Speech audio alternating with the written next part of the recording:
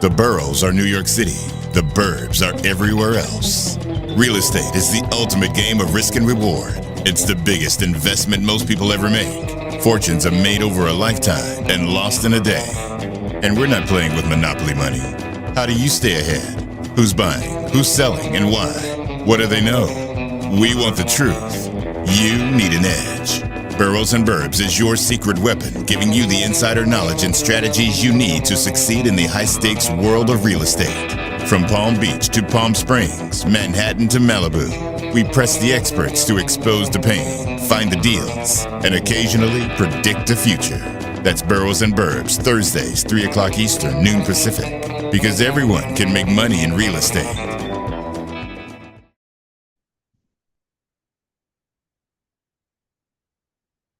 Welcome, everybody. Boroughs and Burbs, Season 4, Episode 145, the Luxury Car Show. I'm very excited about this. It's taken me way too long to get to the Luxury Car Show, right, Roberto?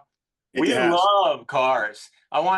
Today, I'm your host, John Engel. I'm in Connecticut. That's Roberto. Where are you, Roberto? I'm on the Upper West Side of Manhattan.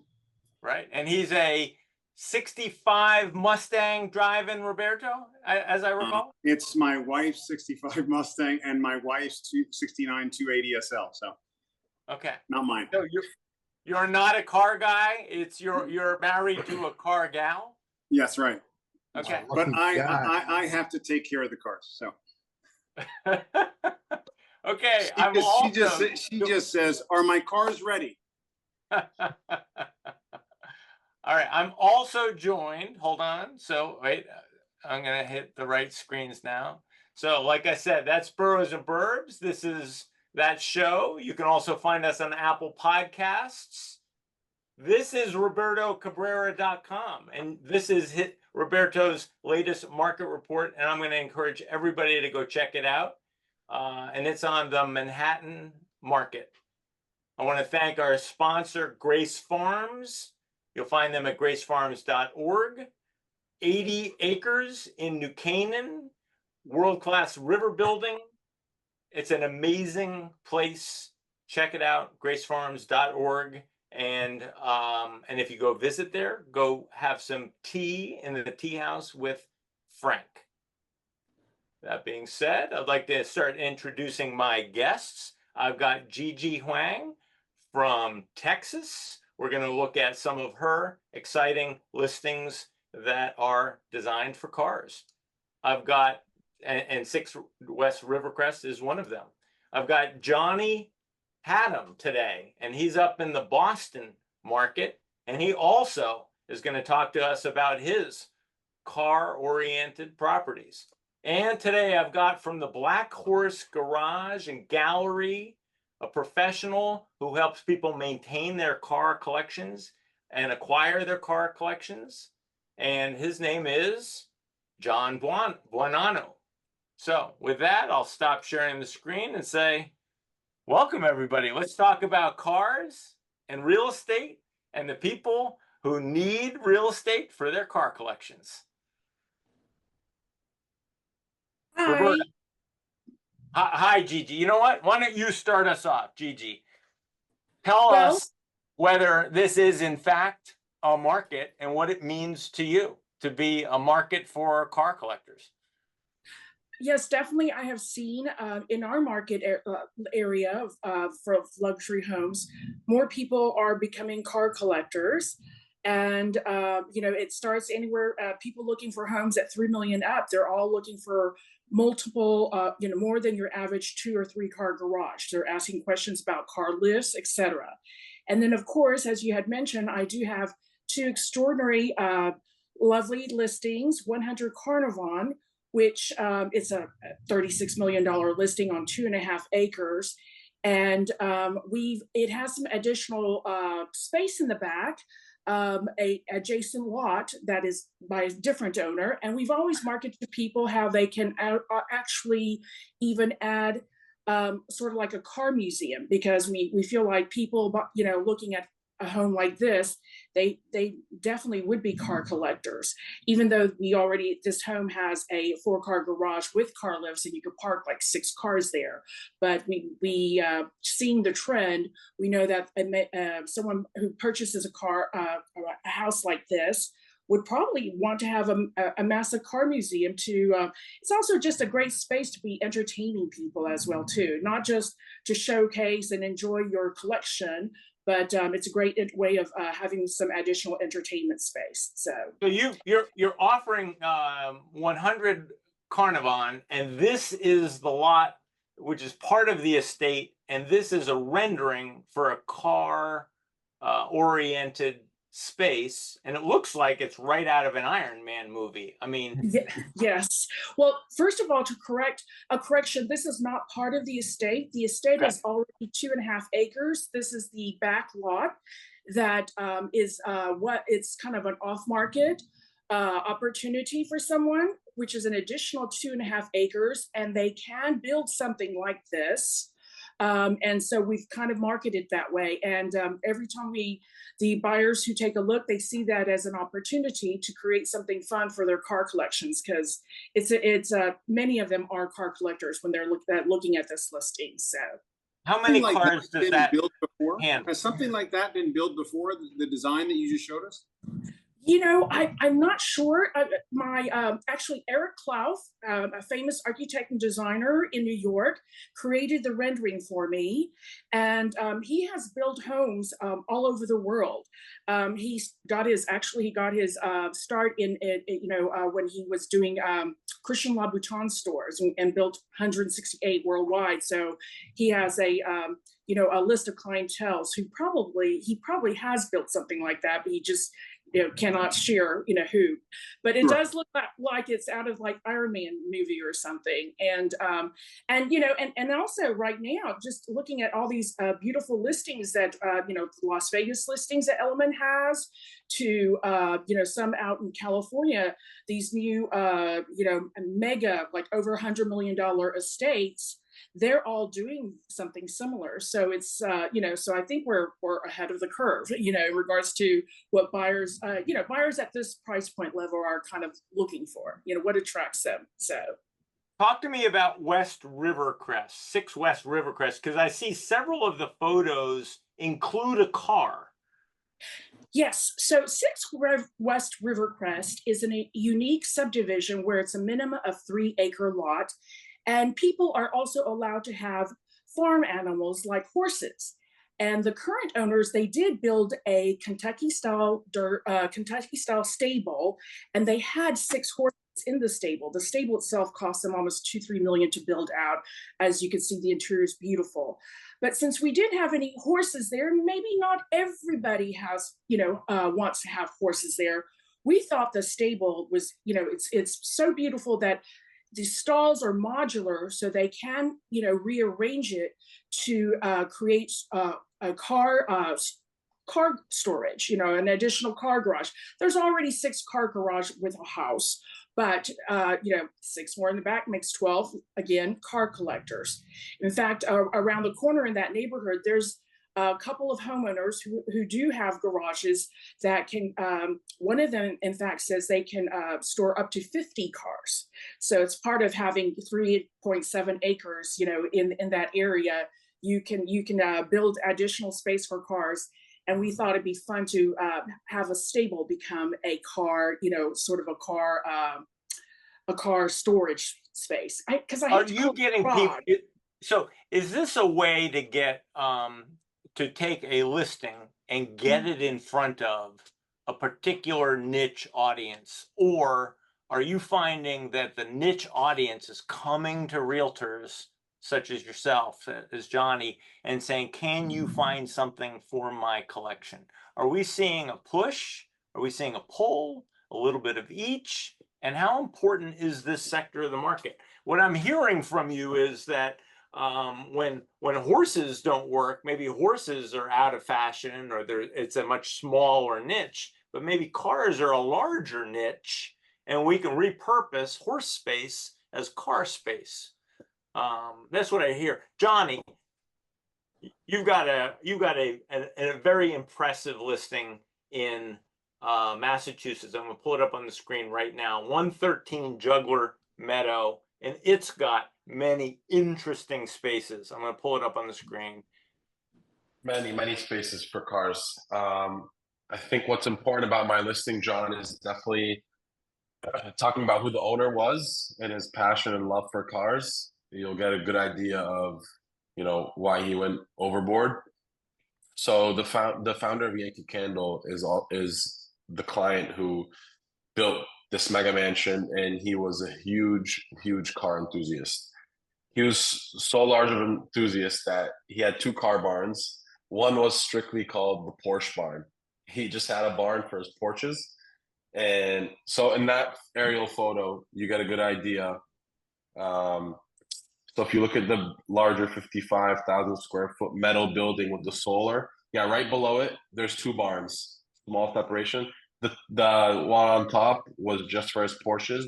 That's 2 floors. So you can enter either from where your cursor is or on the left side, and it's 2 different levels.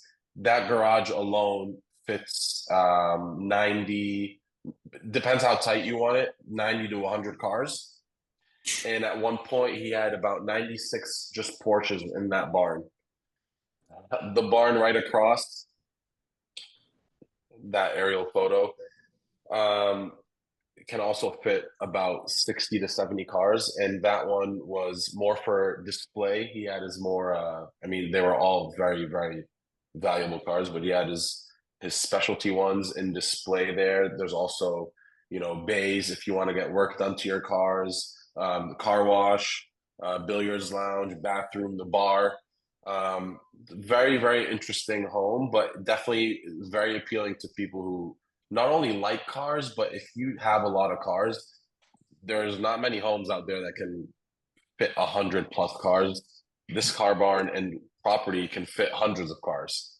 Is there like a gas pump on the premises? I'm not sure if there's a gas pump, but there's definitely a lot of. To say with that many cars, you probably could use it.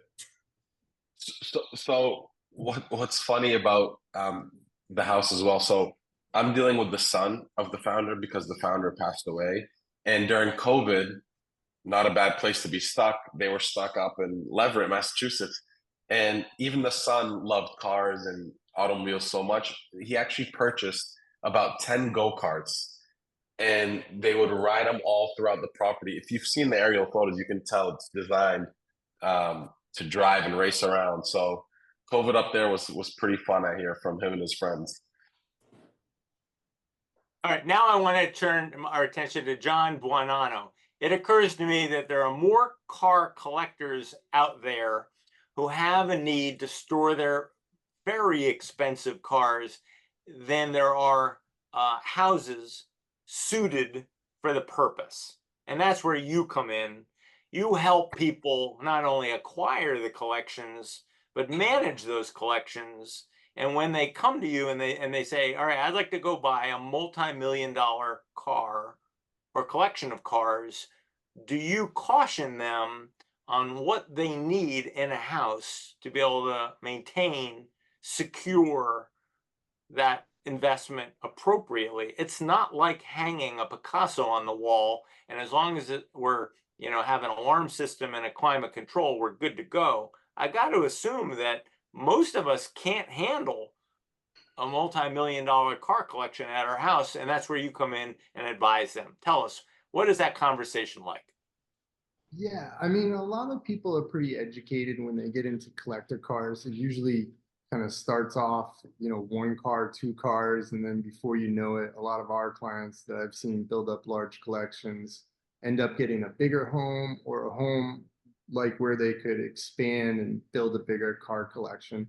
And with the market doing so well, these are becoming really collectible. The industry is growing substantially. So the importance of maintaining them and preserving them is at the forefront of these facilities. So I think it's really important. I get more questions and more of an advisory role for our clients on how to maintain the car and what's important to do to keep it in storage. How many cars do you store now? So at any given time, it's seasonal in Connecticut, right? So everyone has their car out now. But in the winter time, you know, we're probably anywhere from 100 cars to about 150 cars, somewhere in that range. I've been fortunate enough to see collections that are pretty substantial, like the Yankee Candle, where there's some that are 200, 300. That's when you're getting into some pretty serious numbers. And how many of those car collectors for whom you're storing cars actually need a car, a great car facility, you know, at their home, at their real estate? I can't imagine that they're all comfortable keeping nothing at the home and just having you deliver them a car at will. I've got to believe that they need 2s, 4, 6, 8 bays at the house. Yes, of course. And I think another interesting thing of why these car garages are growing, because we've seen it, and especially the last 10 years, is it's such an interesting talking piece. You know, if you come in, and even if you're not a car person, a lot of people, the way they're setting up these facilities is quite unique. I've been in some facilities where, you know, you had a prototype of a certain make and model, and then right above it was the, you know, the original blueprints of the design. So there's so much interesting content that not only the cars, but some of the memorabilia and the different stuff that they have. So I think anytime you get into a situation where you can go through a collection, whoever gets to go and see that collection always comes out with a huge smile and really enjoys it. We can take this conversation in so many different directions. First of all, let's tell some interesting stories. I'll start. In my real estate journey here in New Canaan, I have come across 2 extraordinary spaces for cars. One, I went out to the what had been a carriage barn, I guess 100 years ago, on this major estate, and we opened up the garages because I had to price this house, and I saw probably 6 cars, all under their covers, all with Ferrari logos on them, and then one without a Ferrari logo. And I was like, what's that? And it was the James Bond DB5 from Goldfinger, you know, in the corner. And I was like, wow, you don't see that every day. And the second time I encountered an amazing car, I was looking through the house and I'm pricing it for the lady. And I was like, can I see the garage? Yeah, you can see the garage. Just an ordinary garage. And I opened the garage and there's a plastic, like dry cleaner plastic, you know, almost like clear plastic over. And I was like, what's that under the plastic? Oh, that's the Batmobile. Like, the Batmobile? Yeah, that's the 1966 Batmobile from the TV show. And I'm like, can I see it? And she's like, yeah, sure, that's my husband's. So it occurs to me that some husbands want to keep their Batmobiles right there at the house. They don't store them with John Buonanno at the Black Horse. They don't have a facility like Johnny Hatem or Gigi to keep these. And I'm constantly surprised that somebody might have a multi-million-dollar James Bond car in the ordinary garage. I'm constantly amazed. With the rising prices, it occurs to me that more and more purpose-built facilities at the house are becoming a thing. Wouldn't you say? I mean, what are you seeing, Johnny? Are people seeking you out saying, I have a collection? 100%. Yeah. Yeah, So go ahead. what typically happens is once you start getting past 6 cars, the expense that you're paying justifies building something. So as you see these people come in and start building these collections and refining these collections, not only do they want to share it, like I was mentioning, you know, for entertainment, but having it, the convenience of it right on your own property, you really can't beat it. And if you have some of these facilities with lifts or detailing bays, I mean, you know, that just adds a whole nother dynamic, because now you don't have to take those vehicles off premise. each one of these cars has unique ways of starting them and getting them in, especially the older ones. So you want to try to limit the amount of times you have to bring it into the facilities, a shop facility. So if you could do stuff on site, it's a huge advantage. At what point and how many cars do you start to need, almost like as if it's a yacht, like you need someone to come like every couple of weeks and start them up and run them and you know, just make sure that everything is like lubricated, and because those things just sit, you know, Yeah, I'm sure they degrade. you're 100% right, and it's a science.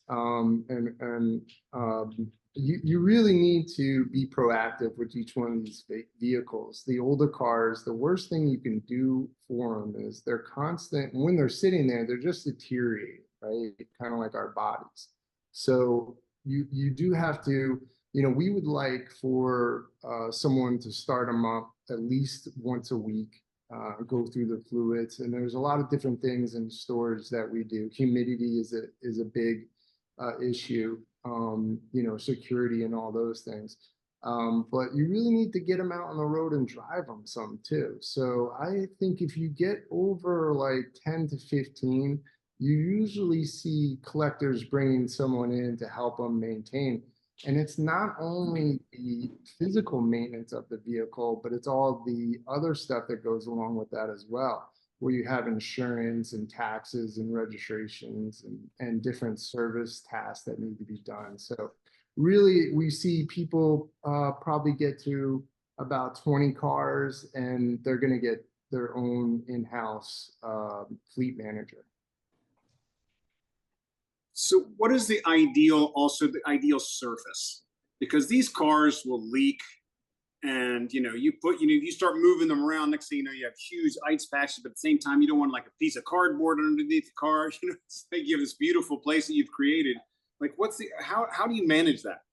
That's a great question. So one of the things in collector cars in these facilities that we usually see go unnoticed is the floor. Like behind me, we're lucky enough to have rock maple floors. And even sometimes when you have the cement floors of the tile, moisture is still coming up. And because it's in the undercarriage area, you don't see that like you do on the exterior of the car.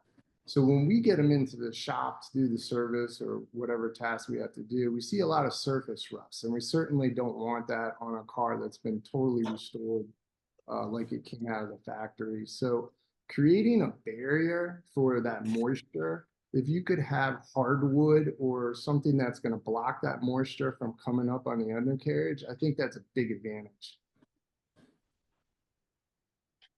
I'm starting to see that it's becoming a trend, and I think it's only been since 2017. And I'm going to show the screen, but this is this is down in Miami. This is the Bentley 61-story tall Bentley building, and I think and that's currently under construction. I think it's going to come out in 2026. And it's got 4 car lifts, and it's a particular feature. I mean, if you're into horses or art, you know, this is not the building for you. But if you want to be able to drive your car into the car lift and have it up there on the 61st floor with you, the Bentley is your building.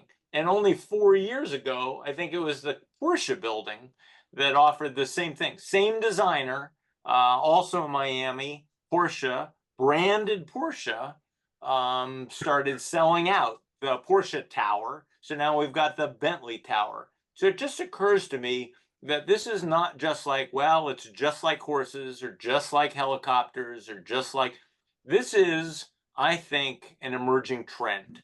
And when I started to survey some of the major real estate companies across the country, I noticed that Christie's puts out a magazine specifically for car collector properties. Sotheby's puts out a magazine specifically for car collector properties, trying to link their auctions, their car auctions, with their real estate holdings, and trying to link and do a better job of linking them together.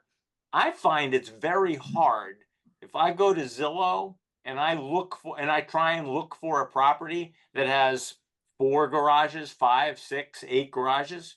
Zillow doesn't have the ability for me to search on garages. Same thing with realtor.com.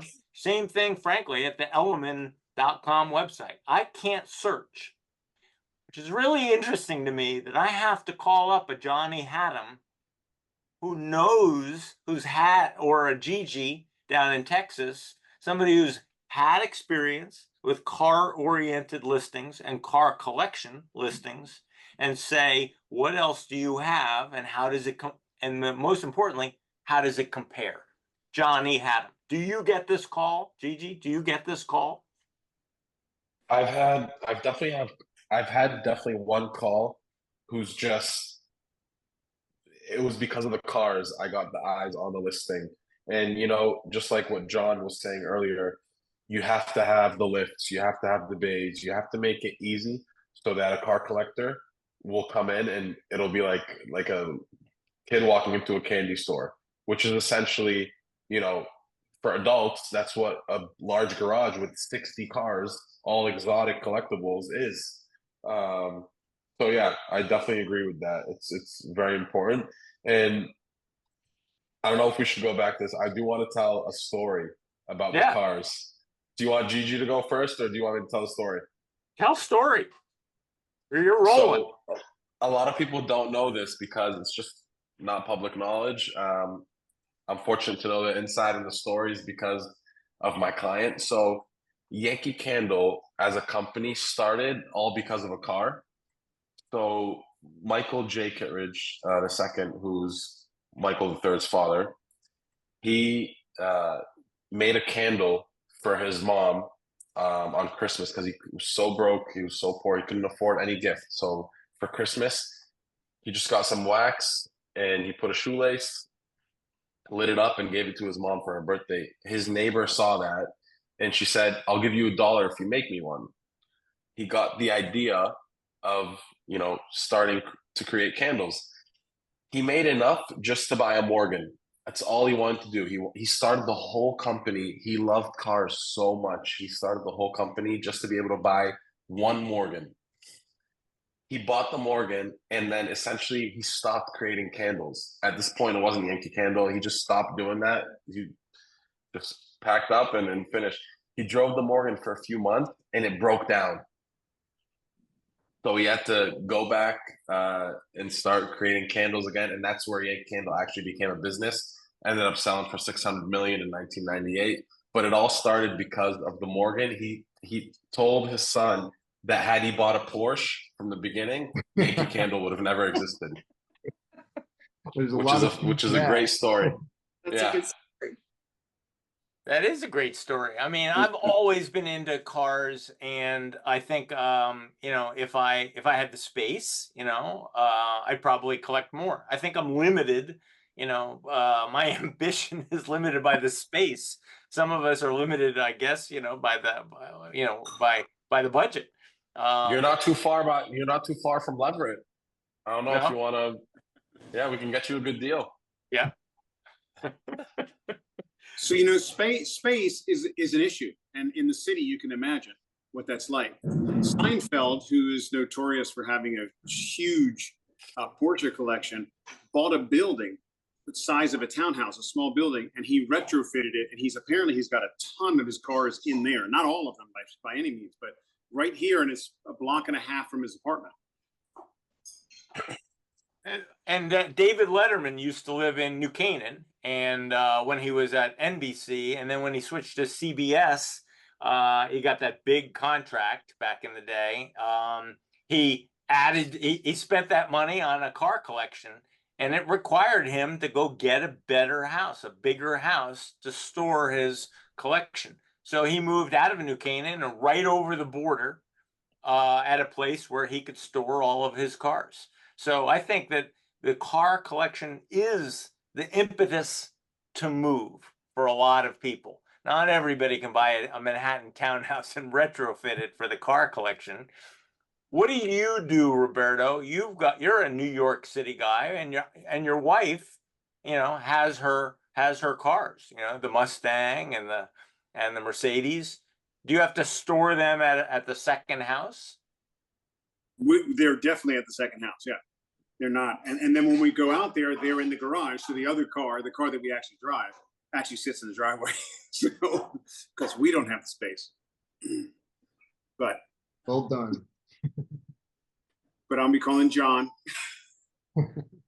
And do you find that having and that people who have these fancy cars, I have 2 cars, just like you have 2 cars, and I find that it's a way that I connect with other people in my community. So I got invited to dinner a month or so ago, and I went to with other car collectors, and I said, "Oh, what do you have?" And the guy said, "Well, I've got a bunch of cars." Well, how many cars do you have? Well, I've got 13, but my friends, they have 30. And I'm like, well, how do they manage them? And they must have they must have a John Buonanno, because he said, well, it's a problem. He said they can't store it at their house. He doesn't have enough room at the house. He's only got 4-car garage at the house. So he has friends like you and I come get the cars on the weekend and bring them to him on the weekends. And I thought, is that how car collectors are managing their collection? They get together with our, car friends and say, bring me my cars, let's bring a new set in, on the weekend. Johnny's got a much better solution. Gigi's got a much better solution. Build a big enough facility so that they can be there all the time and you can enjoy them. Gigi, have you got any good stories for me, car stories? I don't have any. No, I mean, those are great stories. Not sure anything to beat yet. Are people asking you for a car-oriented real estate? Is that a thing down in Texas? I know there are always, like, many of these, like homes over $4 million usually have 3-car garage or maybe 4-car garage. What I'm seeing is a lot of the buyers are saying they need more than the 3 or 4 because they are car collectors. And so, in regards to the car, you're right, they're very important. Some people also, say they need, just like Johnny B. Sorry, can't pronounce his last name. Yeah, they if they have less than 10, they like to keep it close by. Especially, I think maybe they're at the early stage of their car collection. They do want to keep it close by. So, and in fact, I know this one person I know, he actually did build a house, and his house, he has a regular garage and a special garage for his 2 Ferraris. And it's all decked out. It looks even more beautiful than his living area. And he also entertains in that room. He's got like a bar and everything. So people, to me, I feel like people want their cars close by, because it is part of, they want to enjoy it. They want to share their enjoyment with their friends. Like you said, their car groups. We have several here in Houston, and it's not just for men either. There's a group called Heels and Horsepower, and it's women who have to enter. You have to have a car that's over X amount of value, and they get together monthly and show their cars, and they visit and talk about it. And I've seen on their social media that some of these women have multiple cars. They're changing it up, and so but I think it's something where people connect definitely through cars. And so with regards to real estate, I think they want to be close to it, especially if they're in the early stages. I mean, like under 10, they probably want it close by. Is that a good networking opportunity for you? You've got the heels, you need the car, and then you'd be in that circle. I mean, it occurs to me that some of my favorite people in New Canaan, and who've asked me, price my house, it's because we connect on cars and we have common interests. They know I'm a guy who shares their passion, and they call me and they say, I'm thinking of downsizing, I'm thinking of upsizing. Can you come price my house? Johnny, are you experiencing the same thing? How about you, Roberto? I mean, as car people, do you connect with people on cars and it brings you business? For me, people, everywhere we go, people comment on the cars. I mean, it's definitely a conversation piece. And when you meet somebody who has like an identical car, of course, that definitely generates, when did you get yours, et cetera, et cetera? What's the history behind it? It's a nice conversation too, because it's not like, how's the weather? It's really, it's substantial and it's fun. It's a fun conversation. I think. Oh, sorry. No, please. I was gonna say, I mean, cars and watches, you can't go wrong if you have knowledge about cars and watches. It's a great conversation starter. Um, Most people who have, I mean, I don't want to, you know, be stereotypical or anything, but a lot of people who have very, very expensive homes also have some knowledge of, cars and watches. If you can conversate about those, one thing leads to another, and then next thing you know, you're listing a $5-6 million house just because you were talking about, 1963 Porsche, which is good. So yeah, it's very important to also know your cars. Like, you don't want to have a conversation with someone who knows cars and not be knowledgeable. I'm sure John B, you can attest to that. Yes, and I love the 356 63 Porsche. They're beautiful. There he goes. So I wanted to ask Pete. Pete Mikowski is on the show right now, and I know he is in he designs and builds 10, 20, $30 million houses at Wadia Associates. Is this a category that's on the rise, Pete? Are you finding more of your customers in the old days would say, build me a beautiful house, and now they say, build me a beautiful house, and it's got to accommodate my collection? The answer is definitely yes.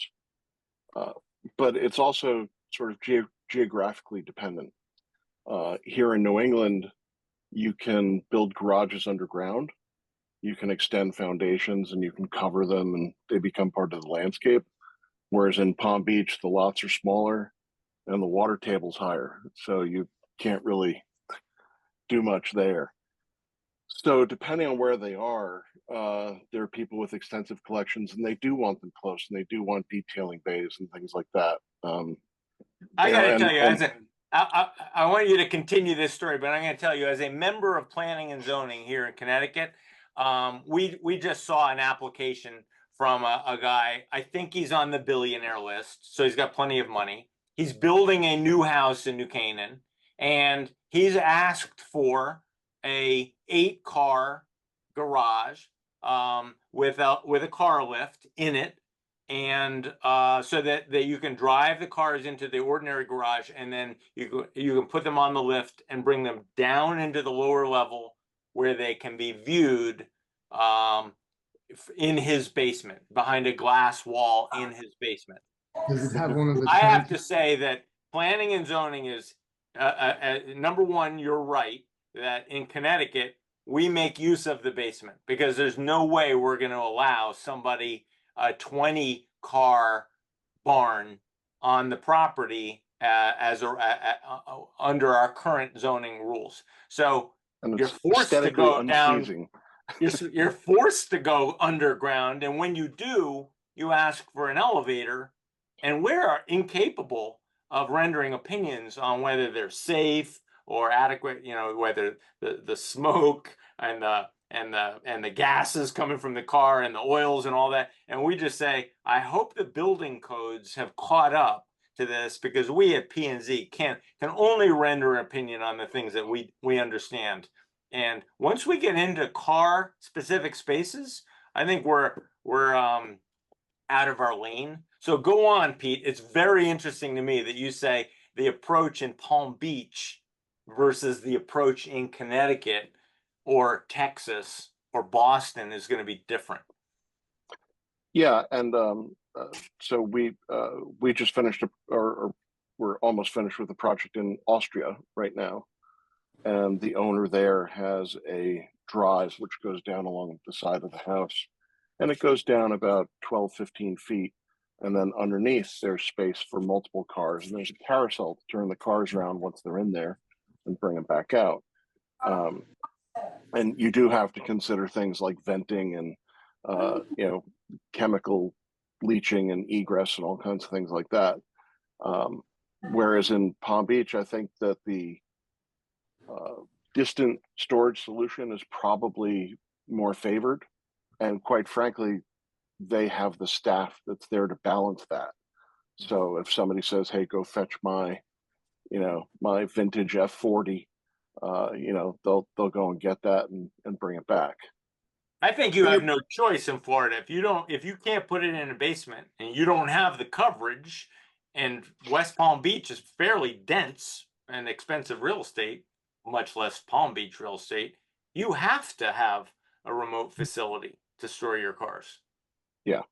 Yeah. And just by way of conversation here is that I was a collector for a time being. I had a 348 Spider, a 355 Spider, and a 360 F1. So Ferrari. And all of those required different things, and they had to have trickle chargers, and they had to have ways that the tires wouldn't get flat. So when you're putting cars down, you have to think about the space and how it's going to be used. So we get a lot of questions about how that's going to work. It's also a very hands-on hobby. You don't want to own them and then just have them, sequestered off somewhere. You want to be able to interact with them. That's what I was curious about. I have a client who he's elderly, he's older, and he purchases these cars, but he never drives them. I mean, to him, it's like having a model car, but he will spend an outrageous amount of money on each car, maintaining them, having people, but he doesn't drive them. So they just kind of sit there. And when I think of storage, the first thing I think of storage is a petite storage, but in the movie Ferris Bueller's Day Off, when that Ferrari is just sitting in that glass box room, that's like the ultimate thing. And then I compare that to what we saw on one of Johnny's listings where, I mean, the cars were so packed in there that the guy's like, I want to drive that one back there. I'll be back in 30 minutes when you get it out, as opposed to some of them where it seems like less is more when it's like the ultimate luxury is to have them all spread out. You just get in it and drive it off. Well, John, you may do this differently, but in a lot of places like that, Roberto, they move them by hand so that they're not started up. They actually roll them out and move them inch by inch. Yeah. Because you don't want to have somebody backing it up. Yeah, but sure, exactly. But so if you want to drive that car in the back, it's going to be about an hour. But John, to be fair, that's the second garage. So those are the cars that he doesn't drive often. I don't know if we can get a picture of the main garage where he has his cars. You can just turn them on and roll right out. There definitely is a picture. I don't know how much you have to scroll. Okay. Also, we've got time inside that house. There's a bar with a tennis court right beside it or something, or is it? That's a different building. That's just one of the 11 buildings. What's the price on this property? John, just search Juggler Meadow car on Google. It'll pop up. What's the price of this property? So it's split up into two properties. We're currently at 16.9. Yeah, you can just go to images for Juggler Meadow. And then see the first picture. Yeah. 3.99 for the lodge, which is a log cabin. So these are more of his like. And how many acres is that? All of it together? We're looking at about 80 acres. Yeah, that's kind of the cars that he drives on a daily basis. And then where the photo's being taken, right behind you, you have the lift, the bay. So whatever work you need done on the cars, everything's in-house. He has multiple employees. I mean, yeah, you don't have all these cars without having the crew for it. Just like what you said, if you have a yacht, you need a captain, you need the crew. Yeah, very similar.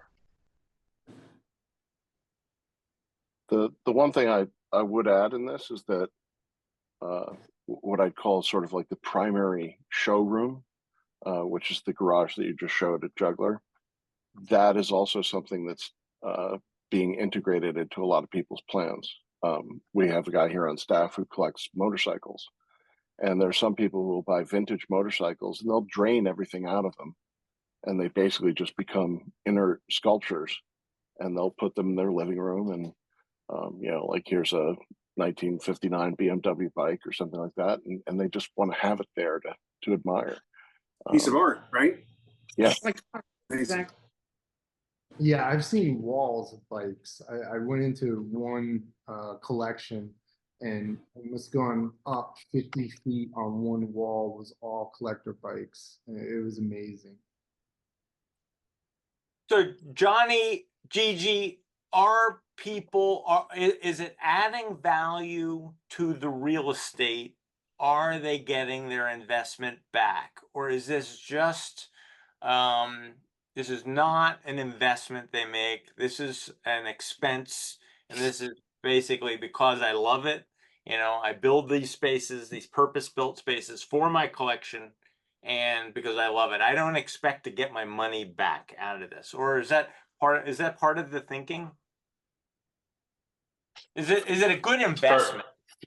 For a juggler, it's definitely the latter. He just, that's what he wanted. He wasn't thinking about investment. I mean, to be fair, But the whole property. the people who come and look at that property, is that because they couldn't afford to build, or they don't want to spend $20 million in a couple years of their lives building a space for their car collection? I want to come see your listing because you have one of the very few places where I could store my collection. Are you finding that people are saying it's worth it's worth it? This is a deal. It's a mix. It's a mix. I haven't had someone solely come to the property just for the. I mean, if you see the whole listing, I mean, with the water park and the auditorium and the arcade and everything, I don't have someone just coming for the cars. I do have a lot of car people who reach out, and that's the first thing they're calling me about. You know, Juggler, just to talk about cars. It cost them 60 million to build it. We're selling it at a third, even less. So whoever does offer and get this property is definitely getting a steal for sure. I've had multiple people come, want the property just to also maybe purchase some of the cars that he has. So a lot of people want the property with the cars. They'll tell me, hey, would he take this? But that's leaving all the cars behind. So the cars definitely do attract buyers, and it's definitely a conversation starter for offers. How about you, Gigi? Are you finding that people are saying, okay, I could either spend a couple years of my life and tens of millions of dollars creating such a facility, but can you find me something that already exists out there? Well, as I mentioned, most of the people I've spoken to, their collection is not as elaborate as the listing on Juggler. They definitely want more than the atypical 4 or 5 car garage, and in fact, I have another listing where I showed there was space for them to, add additional parking spaces, create additional garages or storage spaces. So the having the ability to, I feel like, again, everyone's more than the average 4 cars, but they would like to go up to 10. They feel like it's worth it because I do see those requests increasing. People, it is an attraction to have the option to do that. Absolutely. Because I'm going to tell you, Roberto, would you be surprised that if I went into the MLS, the multiple listing system for Connecticut, and I typed in, I need space for garage spaces. I need 8 car garage, and I got only 25 matches. And by the way, a couple of them were not appropriate. I mean, they were, in the middle of nowhere, and it was just a junky old barn. But so there's only 25 in the state of Connecticut listed, and I could show you a picture of the screen because they're on the screen. And when you get to 10 cars, it goes down by half. So that's 8 cars shown on the map of Connecticut. And if I ask it for 10 cars, it's down to 15. Only 15 properties in Connecticut are currently listed as being capable of holding 10 cars. I just find that interesting that I can't go to Zillow, Realtor, Homes.com, or any of the major websites to find this. I have to call an agent and I have to say, can you do me a search for a place that could handle 10 cars? And in the state of Connecticut, there's 15 choices. Or if I'm up in Boston, I'm probably going to call Johnny. And if I'm in Texas, I'm going to ask Gigi, can you find me a place that can handle 10 cars? And maybe there's 15 in the entire state. And that's why, and maybe there's one in the town that you want to be in. So I just find this, there's not that many. It's a very esoteric market. And that's probably why John Buonanno is doing so well down at Black Horse, Definitely growing. because with only 15 choices, and I don't like any of them, especially that $28.5 million listing in Greenwich. I'm gonna call John and say, can you hook me up? Have you guys heard of the new development, Flat Rock Motor Club? It's a really interesting model. So it's out in Tennessee, and they have a membership program. I don't know if you guys are familiar with Monticello, the private racetrack. Yep. So they're building this all around what we're talking about, but they also add in the race element, which now you talk about, you have collectors, and they're very into their cars, but when you get into racing, it's almost like another level. And they're building these absolutely beautiful communities with all these shared amenities based off of like a private racetrack. Yeah, Monticello is a great example. I think I can mention that John Barker here in New Canaan, friend of mine. So point number one, he's into cars, I'm into cars. It's probably one of the things that we can connect on. He was one of the developers of the Monticello Motor Speedway. And when I said to him, well, what was the point of that? He said, there's some amazing car collectors in the New York City tri-state market. And I said, like who? And he said, like Bloomberg, like Jerry Seinfeld. And where are they going to drive these exotic cars? You can't drive them on the street. So he says, so that's why Monticello Motor Speedway was born. And it's about 90 miles outside of Manhattan. And they've been, over the last 10 years, continuing to develop the amenities around the Monticello Motor Speedway for this sort of country club membership for car people. And so a lot of these people either helicopter up there to go visit their car, drive their car around the track. And what's interesting to me as a real estate guy is all of the surrounding real estate is starting to become interesting. People are starting to put up a nice hotel. If I'm going to go up there and drive my Ferrari around the track, where am I going to stay? Where's my wife going to stay? Where am I going to go? Where are we going to eat? And where are we going to go shopping? And so it's been it's a culture that's spawning an entire economy around it. And so Tennessee is one such example. I'm sure there's a couple in Texas examples. There's 2 in Florida right now in development. Same thing, private motor speedways and accommodations with homes around them. Yeah, it's the new wave of country club is, I can get golf anywhere. Where else am I going to drive my car? I mean, I don't, I can continue to tell stories, but when my mom married my dad, she was driving a 57 Porsche and he was driving a 59 Porsche. And they lived in a converted barn over in Georgetown, Connecticut.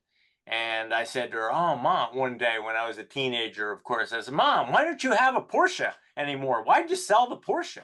And she said, it was really fun back when I married your dad to have a Porsche because I could drive like a bat out of hell on the Merritt Parkway. Go ahead and try and find a place to drive your Porsche today. And I was like, oh, Mom, really? Just got to wait till late at night and then you could take your car out. But that's so cool that she had a Porsche back then. I know. She was ahead of her time. Well, her brother had a Gullwing Mercedes. Her other brother had an E-Type. How many of her girlfriends had such cars? Actually, None. Her sister, Really? my Aunt Maureen, also had a Porsche. It was like everybody in New Canaan had a Porsche back then. Wow. And now, I guess, you have to hook up with a John Buonanno if you're going to have a Porsche like that and have him take care of it because they're kind of expensive. Yeah, that 59 Speedster is worth quite some money these days. I don't know if you want to know how much. Yeah, tell us. A proper one, numbers matching, is probably north of 500,000. She probably paid $13,000 for it. Yeah. Yeah. And I think with so we have a car show here, Roberto, called Caffeine and Carburetors, and it's happening twice a year in New Canaan. And I would say the first thing that strikes me is the amount of exotic European cars. We don't have a lot of 57 Chevys in our car show here. You have a lot of exotic Mercedes and Ducati, multi-million-dollar supercars. You know which ones they are. And it's amazing to me how many of them there are in this area.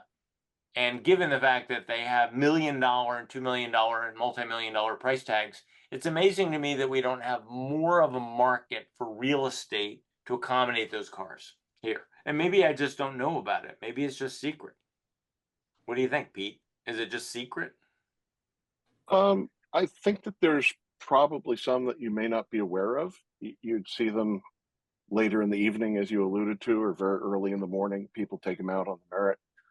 The other thing that's interesting, as long as you're talking about anecdotes, is that sometimes what happens is that maybe this is more of a landscaping or hardscaping issue, but someone I know had an exotic car collection, and they couldn't get it over the lip of the driveway when they moved to the new house. So they had to have everything. I know who that is. I bet you do. Had to have everything redone in order to allow access into the garage. Wow. Because a lot of these have very low clearances. You have to go in at angles. If you go straight, you'll leave about 6 feet at the bottom of your car on the driveway. Wow.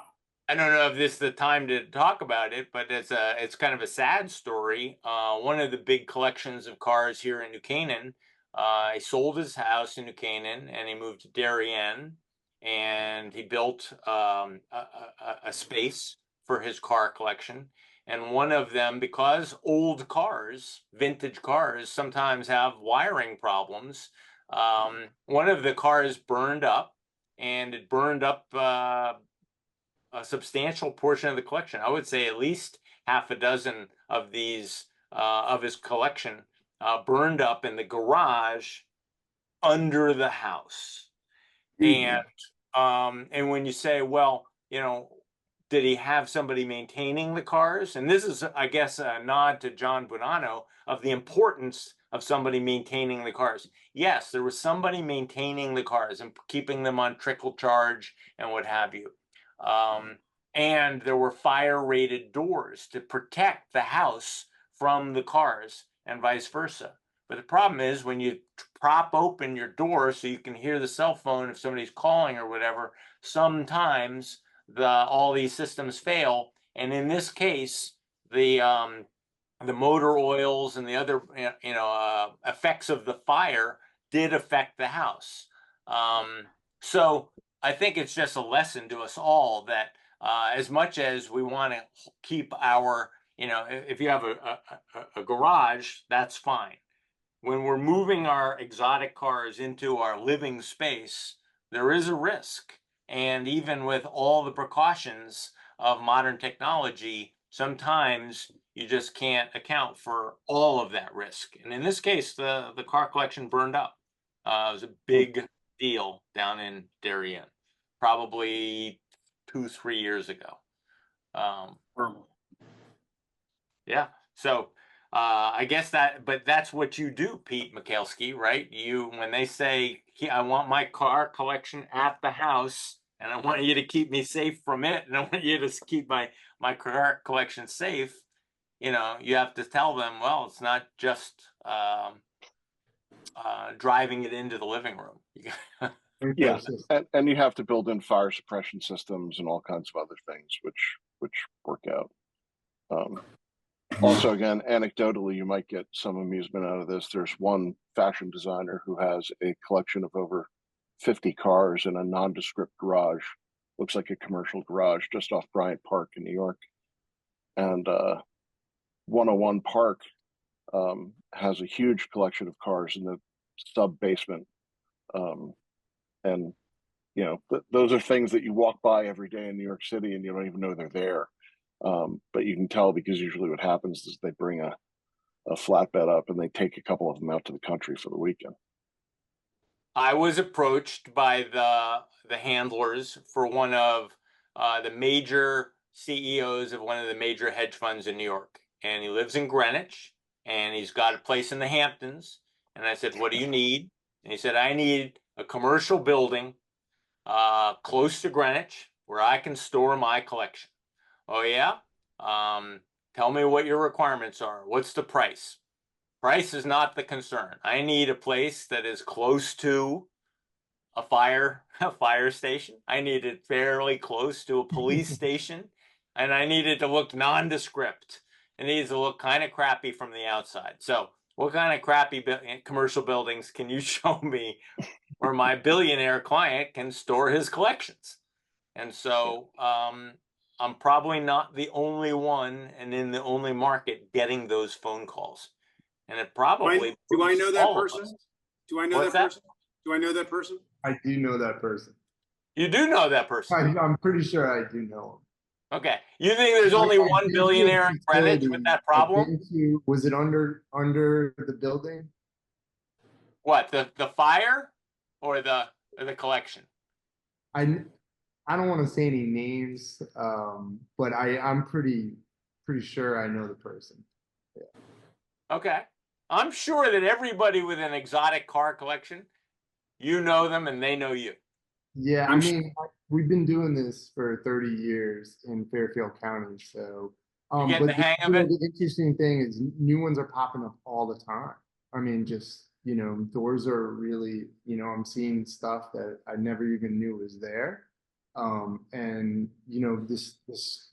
I think that topic of being very discreet is pretty cool, because some of the most impressive collections that I've seen is you kind of walk in and you're like, where am I going? Like, you don't think you're going to see what you see. And then when you open those doors, it's such a surprise. It's really an experience when you get to view something like that.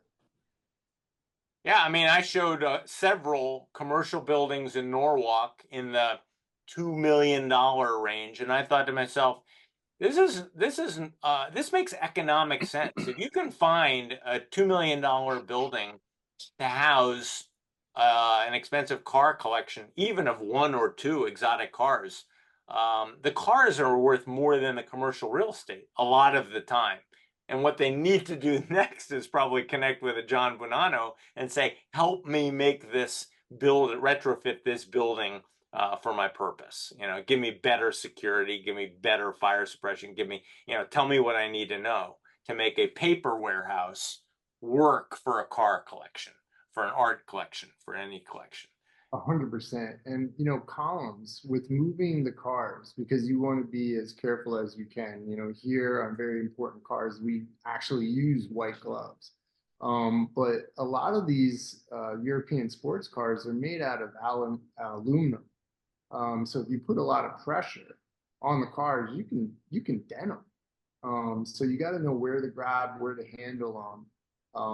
And I know that you guys were talking about some of the F1 transmissions. The worst thing you can do to those cars is just stop, go, stop, go.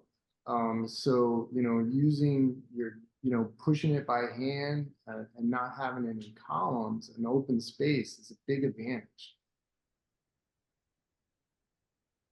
All right, closing thoughts, Roberto. It occurs to me that my takeaway from this is that I should connect with a car expert like John Buonanno in my market and see if we can at least cross-refer, be aware of each other. Because if I want to be a better realtor for car enthusiasts, I should probably connect with a John Buonanno.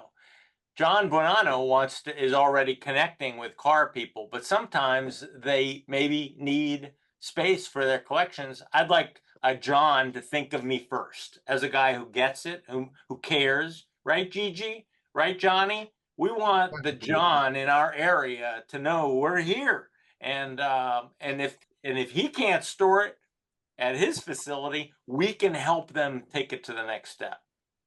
Right? I'm kind of close to him, so I hope he remembers me.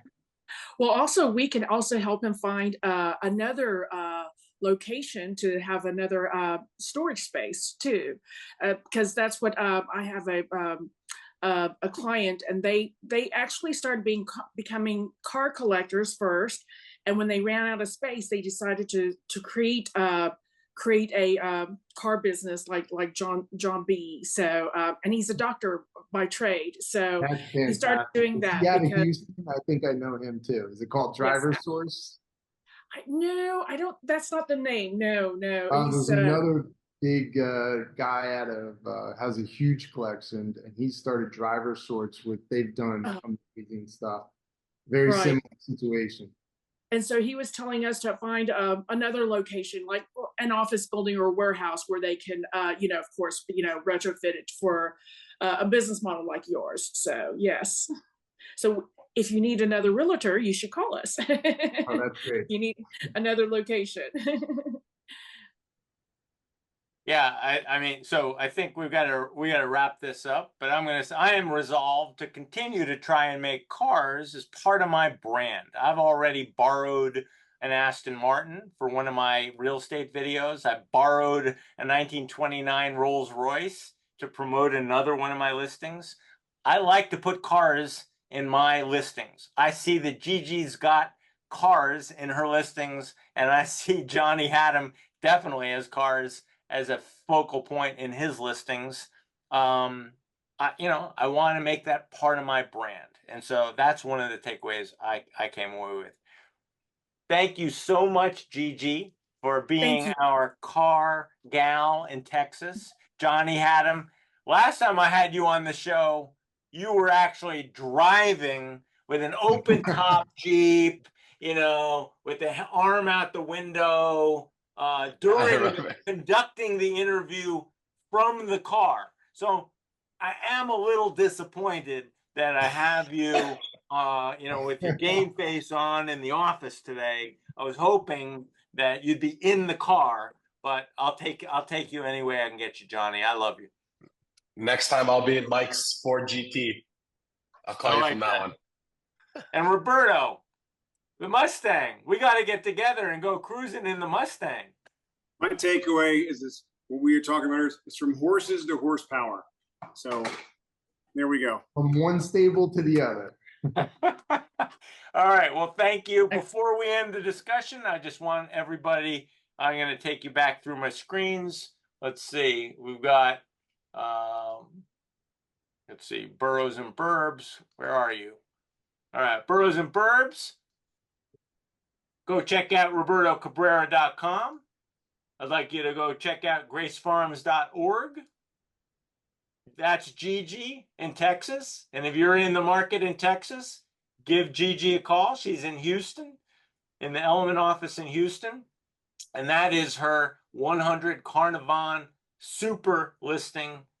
And you can, and it can accommodate a few cars. Here's her Rivercrest, 6 West Rivercrest listing. That's Johnny Hatem in Boston. And that's his Juggler listing and with the car collection. And finally, Black Horse Gallery. Thank you, John Buonanno. Black pleasure. Horse Gallery. It was so illuminating to have you on talking about how car people think. We realtors are trying all the time to get in the head of car people and provide them what they want. Here's the Haggerty car indexes.